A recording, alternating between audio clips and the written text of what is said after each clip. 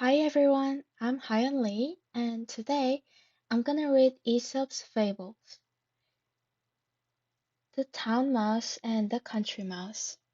A town mouse and a country mouse were acquaintances, and the country mouse one day invited his friend to come and see him at his home in the field. The town mouse came, and they sat down to a dinner of barleycorns and roots, the latter of which had a distinctly early flavor.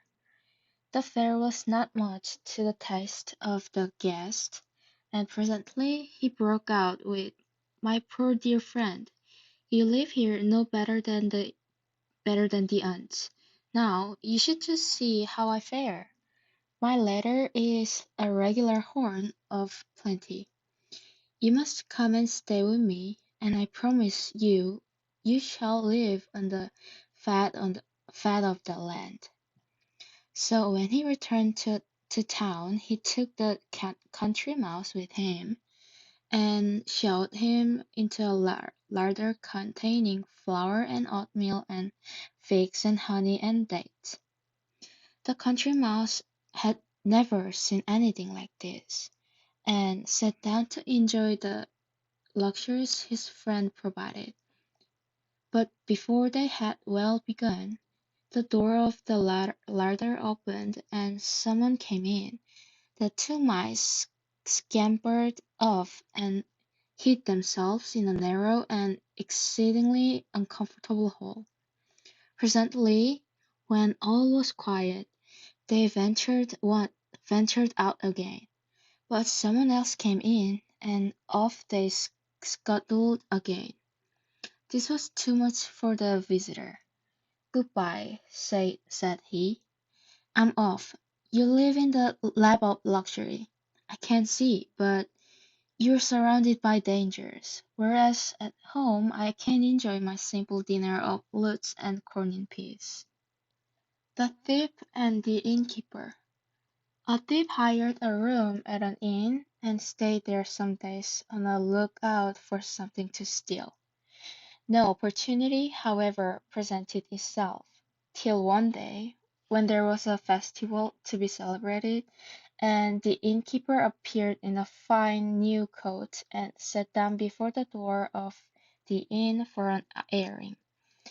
The thief no sooner set eyes upon the coat than he longed to get possession of it. There was no business doing, so he went and took a seat by the side of the innkeeper, and began talking to him. They conversed together for some time, and then the thief suddenly yawned and howled like a wolf. The innkeeper asked him in some concern what ailed him. The thief replied, "I will tell you about myself, sir, but first I must beg you to take charge of my clothes for me, for I intend to leave them with you. Why I have these fits of yawning I cannot tell. Maybe they are sent as a punishment for my misdeeds. But whatever the reason, the facts are that when I have yawned 3 times, I become a ravening wolf, and fly at men's throats."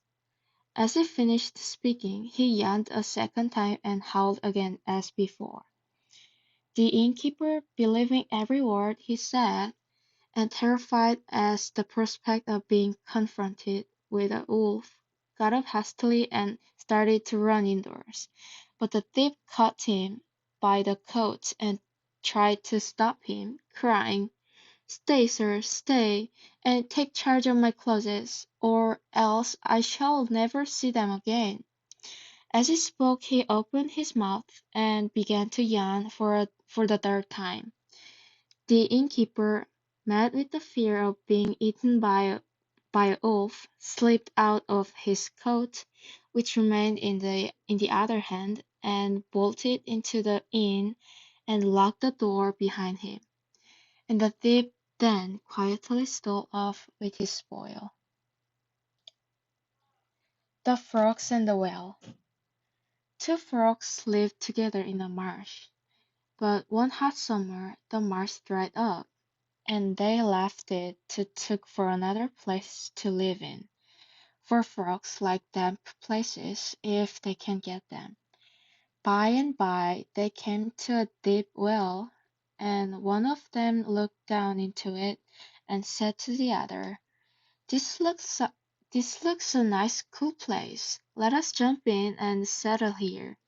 But the other, who had a wiser head on his shoulders, replied, "Not so fast, my friend. Supposing this well dried up like a marsh, how should we get out again? Think twice before you act." The Sheep and the Dog. Once upon a time, the sheep complained to the shepherd about the difference in his treatment of themselves and his dog. "Your conduct," said they, "is very strange and, we think, very unfair. We provide you with wool and lambs and milk, and you give us nothing but grass, and even that we have to find for ourselves. But you get nothing at all from the dog, and yet you feed him with tidbits from your own table." Their remarks were overheard by the dog, who spoke up at once and said, "Yes, and quite right too. Where would you be where would you be if it wasn't for me? Thieves would steal you. Wolves would eat you. Indeed, if I didn't keep constant watch over you, you would be too terrified even to graze." The sheep were obliged to acknowledge that he spoke the truth, and never again made a grievance of the regard in which he was held by his master. Thank you for watching it.